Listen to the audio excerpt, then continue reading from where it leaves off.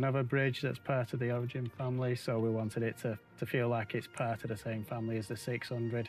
Take some of the hallmarks we've established in there, so we've got the same kind of structure that holds the path to the battle bridge behind this door. So in the battle bridge, the idea is you can take control of your ship from here as you would on the normal bridge. You got an additional 2 seats there for the remote gunners, and 2 cupboards. Behind each, we've got the storage space for guns. So what did we learn this week? That a luxury cruise ship has better military amenities than an actual dedicated military vessel?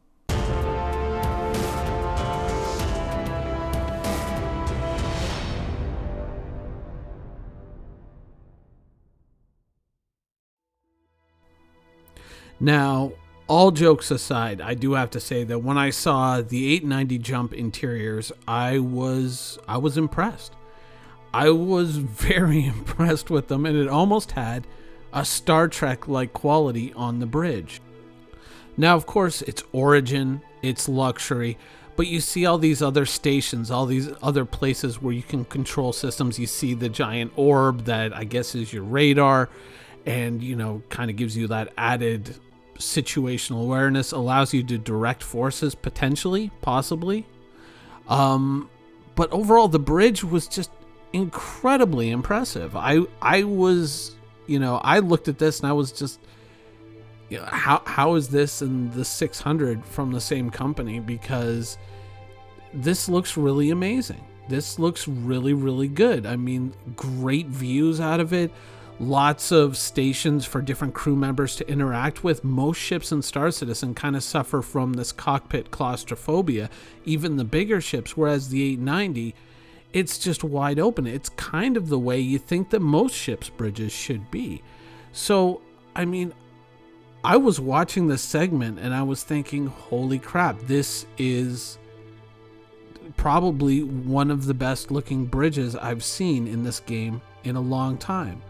And later on, when they showed us the actual battle bridge, I mean, minor nitpick, which was they said that these 2 stations in the front of the battle bridge were for the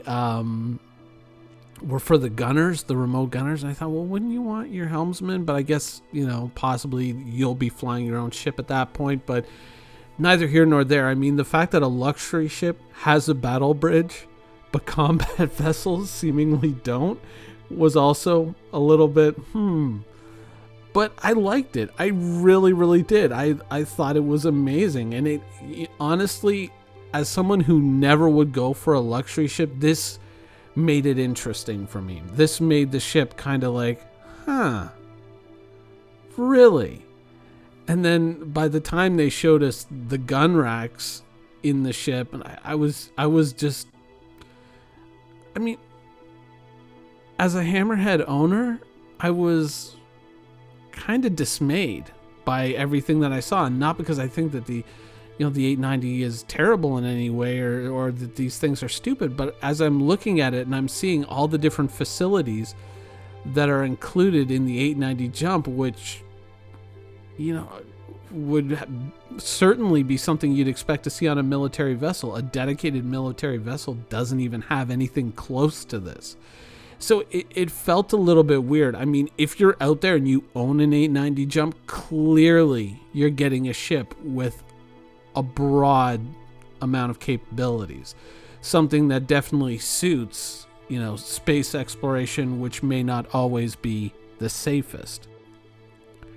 Now, I kind of want to put this out there to see if anyone else has been thinking the same thing, or if you, with your org, just like myself and my org, we've been discussing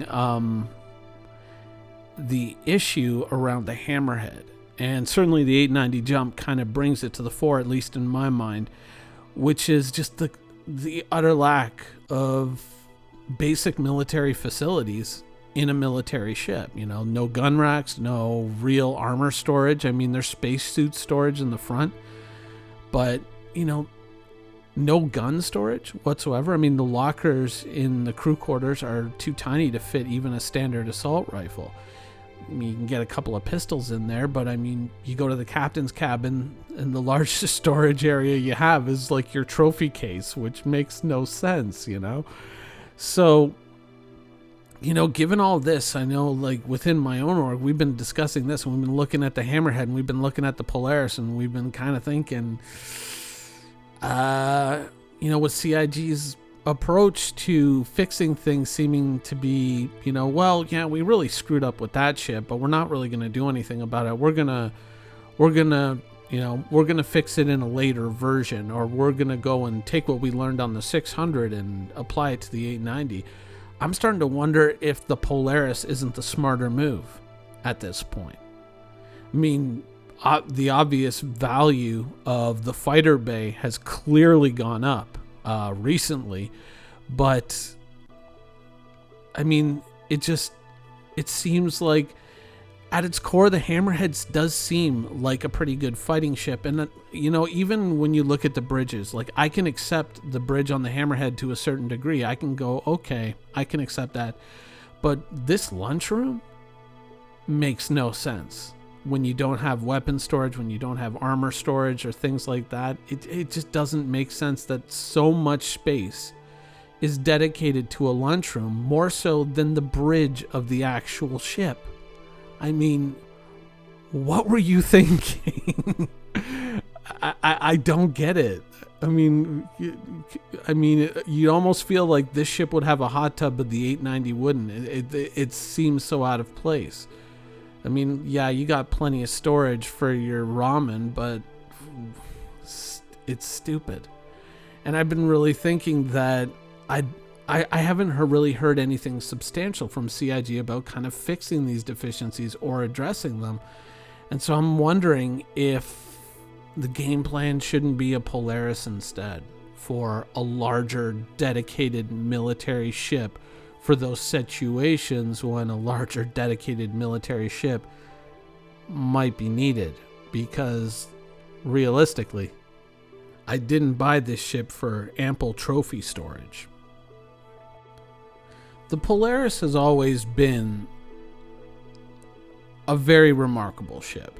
And there's a lot of people, myself included, who've spent a lot of time thinking about this ship. It's a ship that obviously created a lot of excitement when it was released, but since it's released, even though it hasn't gone into production, though CIG has teased us a couple of times saying, I don't know, maybe, you know, they said it was going to start April of last year, you know, possibly, and then it never really materialized, you know, such is the nature of game development. It's still a ship that holds a lot of promise, and I think that added to that, obviously the range issue with fighters has made that fighter bay even more valuable. The fact that it has those added torpedo systems, which gives it, you know, certainly a little bit of reach into capital versus capital conflict.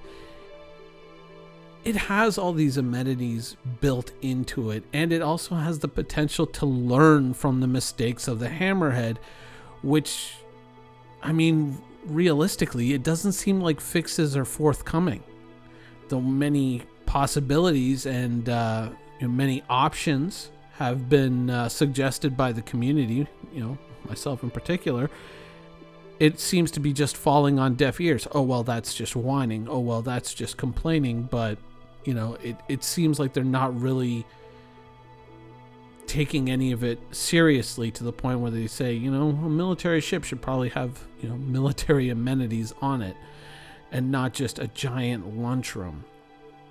So I'm kind of at a point where I'm looking at the Polaris and I'm wondering if the Polaris isn't going to represent the better investment between the Polaris and the Hammerhead. I mean, the Polaris is also reputed to be fast, and it may or may not fall into that whole, it's too heavy of a ship, so it can't land on a planet, you know. We never told you it was going to land on a planet, so, you know. I mean, that picture could be staged anywhere. Those two guys, they're not wearing spacesuits. This could be a moon, you know. We don't know where that's going to fall. But I don't know. It's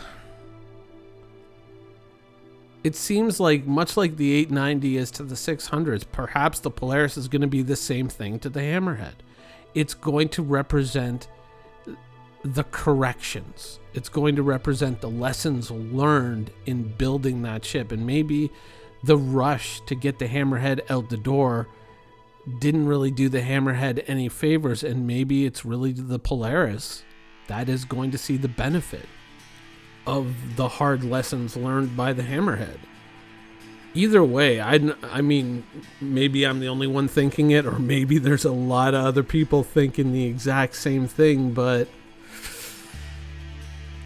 right now, the Polaris is looking really, really good. Anyways, that's the show for today. I hope you guys enjoyed it, and thanks for watching.